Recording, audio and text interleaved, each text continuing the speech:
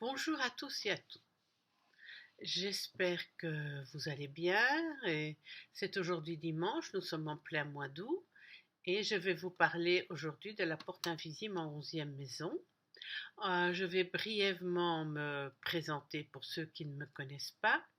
Je m'appelle Céleste, j'habite dans la région madrilène et je suis astrologue depuis de très nombreuses années. J'ai commencé à étudier l'astrologie en 1974. Je suis astrologue psychoanalytique et évolutive. Je suis également professeur d'astrologie. J'ai participé à deux congrès. Un congrès en 2009, le congrès ibérique d'astrologie à Madrid, et j'ai également participé au congrès online en 2019. Et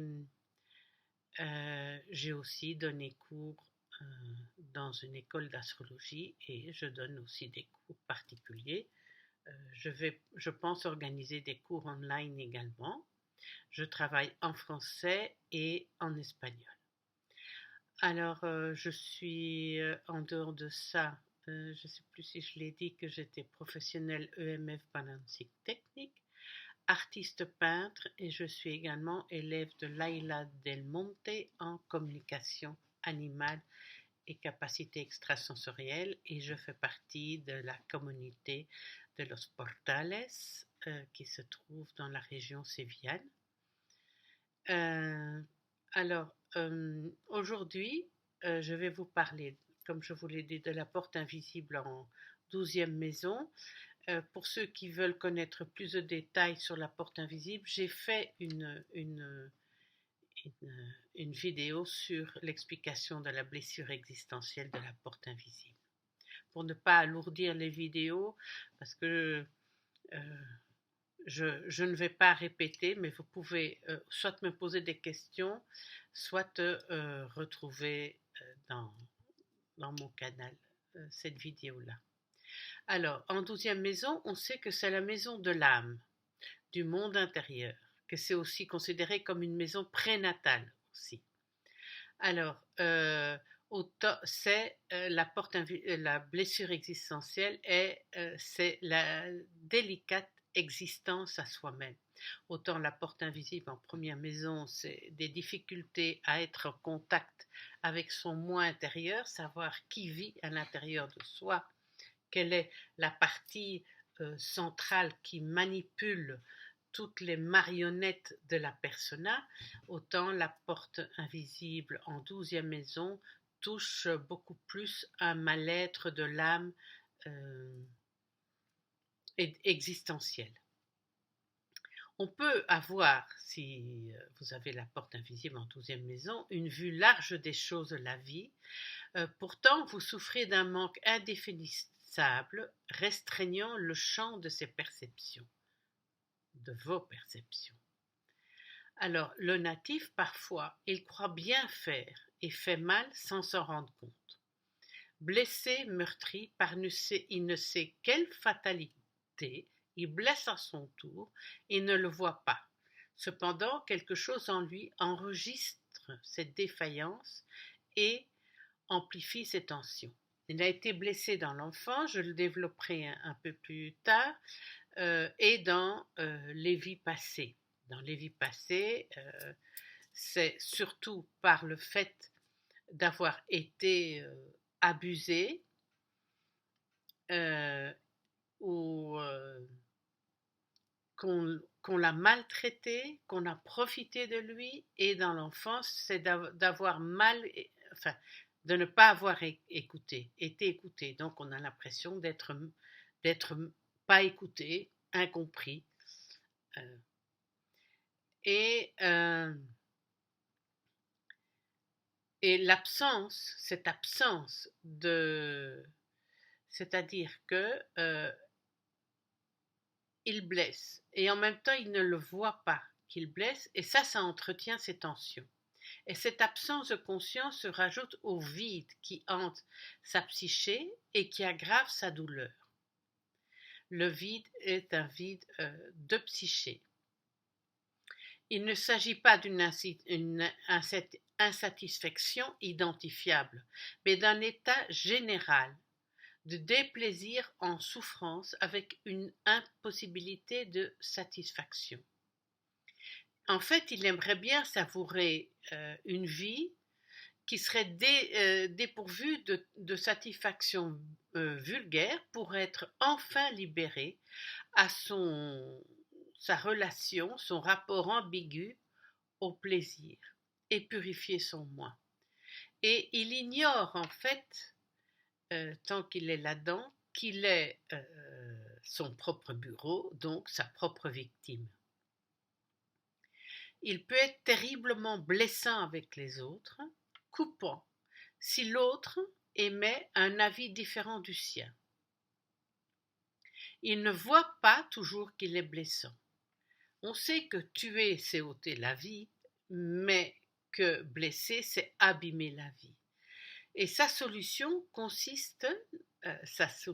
pour lui, ça consisterait à se rendre compte qu'il blesse et que le fait qu'il blesse, ça gèle ses relations.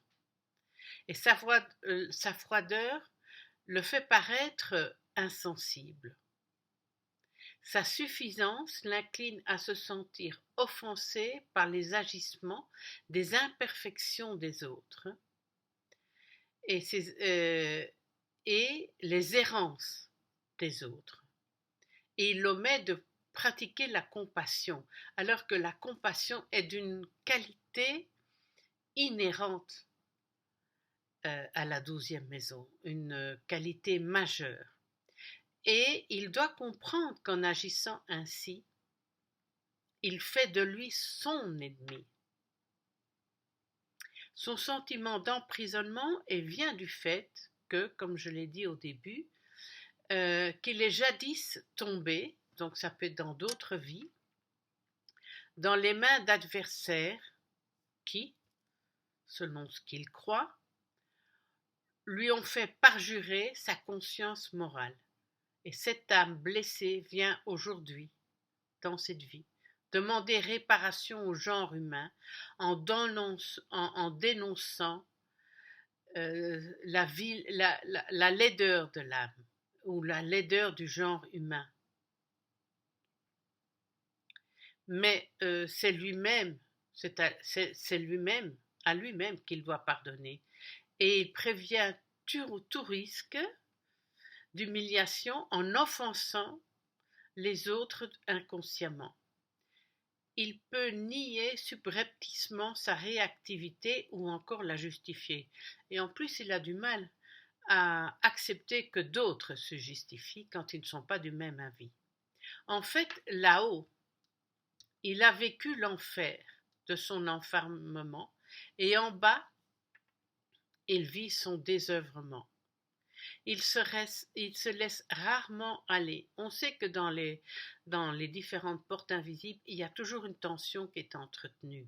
Mais chez lui, c'est une tension qui touche plus le monde intérieur. Et alors, dans sa vie sexuelle, il peut entretenir une tension parce qu'il la vit d'une manière insuffisamment décontractée, sans qu'il accorde une importance démesurée à cette tension ou à cette vie sexuelle, mais son ou sa partenaire pourrait être très dérangé ou se désoler de sa difficulté à se détendre. À lui seul, il émisse une tension sournoise dans son couple. Une culpabilité profonde empêche toute relaxation. Et il entretient sa blessure par l'aspiration constante à un bonheur absolu, mais toujours impossible. La pulsion de ses désirs, et de toute l'énergie qui s'y trouve comprimée, sont contraints d'emprunter deux voies extrêmes, le déversement ou la rétention, le défoulement ou le refoulement. Ce mouvement intérieur épuise sa psyché. Il se retrouve déchiré entre deux tendances. Décharger ses tensions intolérables, des expériences limitées, afin de franchir un cap en lui-même, dans le déchirement et la souffrance. Une sorte de masochisme. Ou bien refuler et retenir. Il s'invente constamment des impossibilités tout en créant des obstacles afin de frustrer son appétit de vivre tout en pensant que ces empêchements viennent des autres ou de la fatalité. Il peut connaître des moments de plaisir, bien sûr, et de soulagement, mais tant qu'existe une plaie, un amour ne peut pas rentrer totalement en existence. Et on sait très bien qu'on ne peut pas développer une qualité tant qu'on n'a pas éprouvé sous forme de conscience, d'une manière consciente, et pris conscience de son contraire. Et sa blessure ne peut guérir tant qu'elle demeure liée à un souvenir d'une douleur. Il pourra aussi connaître un état de paix sereine en se dispensant de blesser les autres et soulager ainsi sa culpabilité qui ronge son ombre. Parce qu'il a une tendance moralisatrice dont il se défend, mais plutôt que de donner des leçons, il lui est demandé d'être irréprochable et de mettre en pratique dans sa vie quotidienne toute la pureté et la sagesse dont il se sent empreint. Et il doit comprendre que le ver est dans le fruit et que le ver pour lui, c'est sa négativité et les mots, c'est sa négativité qu'il projette sur ce qu'il peut faire et les mots qu'il inflige aux autres. Son intériorisation excessive peut expliquer une tendance autiste chez un enfant, avec un sentiment d'un enfermement, d'une prison intérieure et donc extérieure également. La qualité d'écoute chez le natif a été défaillante vis-à-vis de lui quand il était enfant. Il n'a pas été entendu, et il n'a pas été non plus écouté. Il n'a pas été assez écouté et il est presque indifférent. Dans l'enfance, ça lui a valu d'être rabaissé plus d'une fois par manque d'écoute de son entourage et peut-être même asservi, giflé ou injurié. On voit là une répétition de ce qu'il a pu vivre dans des vies passées. Une seule parole ou un seul geste humiliant a pu avoir chez lui des conséquences dramatiques. Et de là est née une peur compulsive du châtiment, qui se manifeste par tout ce mal-être psychique qu'il a en tant qu'adulte. Il a une image inconsciente de pauvreté de lui-même à cause de ça. Un jour ou l'autre, il lui faudra voir cette image inconsciente qu'il a de lui-même. Il refoule son orgueil. Il n'y a rien qui soit humble dans ses demandes et elles appauvrissent son âme car il se met en contradiction avec lui-même. Il maintient l'idée de sa défaillance tout en la refusant. Il refuse sa défaillance, mais il la maintient, cette idée d'être défaillant. Son désir absolu débouche sur un amour qui n'arrive pas à s'universaliser car il stagne dans des attentes affectives compulsives. Dans ce sens, le couple, en tant qu'étape à deux, apparaît comme un laissez-passer significatif et important et conditionne une ouverture au plus grand tout. Parce que cet être rêve tellement de grandeur qu'il oublie sa condition terrestre, donc faillible. Il recèle intrinsèquement une dimension infinie et un potentiel immense. Quelqu'un qui a la porte invisible en 12e maison a un potentiel immense à guérir les plaies des autres. Bien sûr, pour ça, il faut d'abord qu'il guérisse les siennes. Au fur et à mesure qu'il avance sur le chemin de sa propre guérison, il pourra chaque fois plus efficacement guérir les plaies du monde. Et c'est une chose qu'il souhaite profondément, guérir les plaies du monde. Mais tant qu'il continue en projetant ses ennemis intérieurs sur les autres, il rend la fatalité responsable et cela dénote chez lui une suspicion profonde, souvent inconsciente, d'une peur effroyable d'être floué, qui, rappelons-le, lui provient de ses vies passées. Alors, quelle est la résolution de cette blessure de la porte invisible ?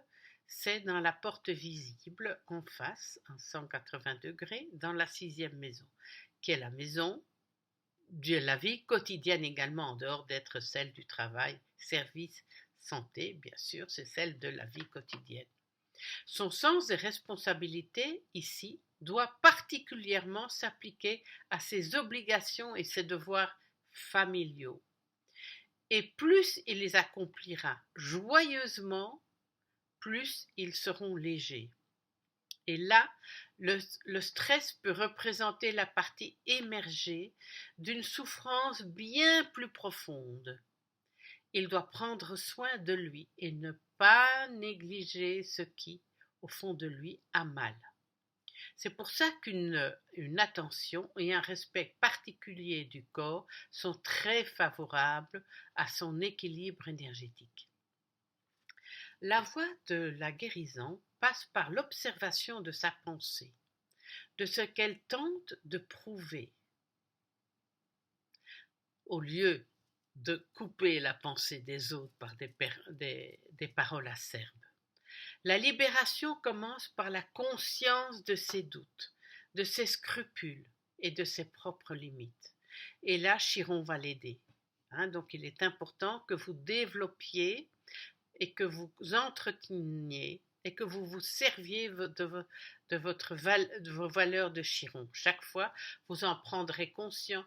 Chaque fois que la blessure de Chiron est stimulée dans la vie quotidienne, comme Chiron, là où il est, il veut qu'on vive d'une manière plus consciente et qu'on fasse monter le taux de vibration.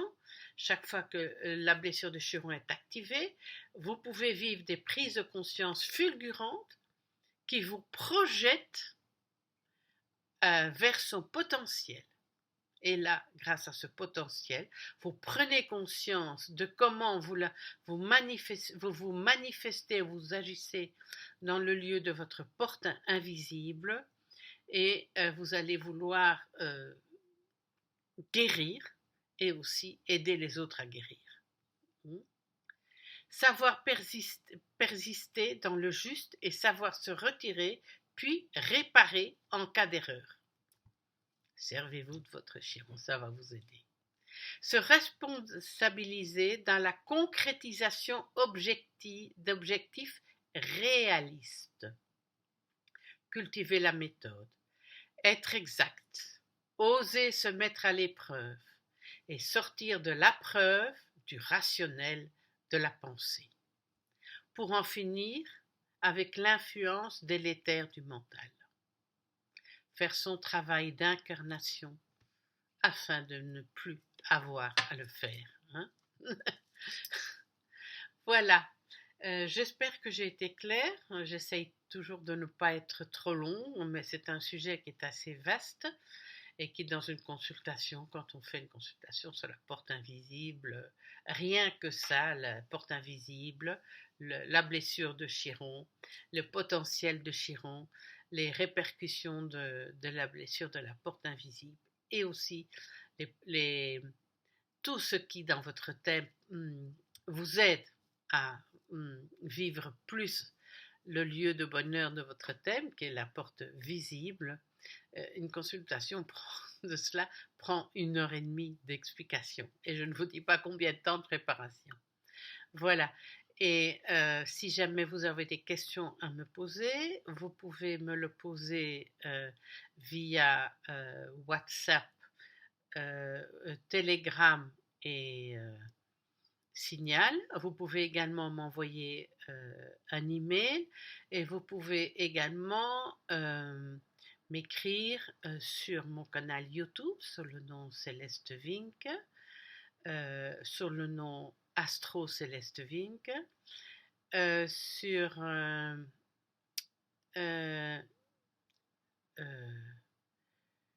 Instagram, sur le nom Céleste Vink Astrologue ou Astrologa, et également sur Facebook, Céleste Vink ou Astro Céleste Vink. Voilà. Et mon email est celestevink@gmail.com ou bien celestevink@icloud.com.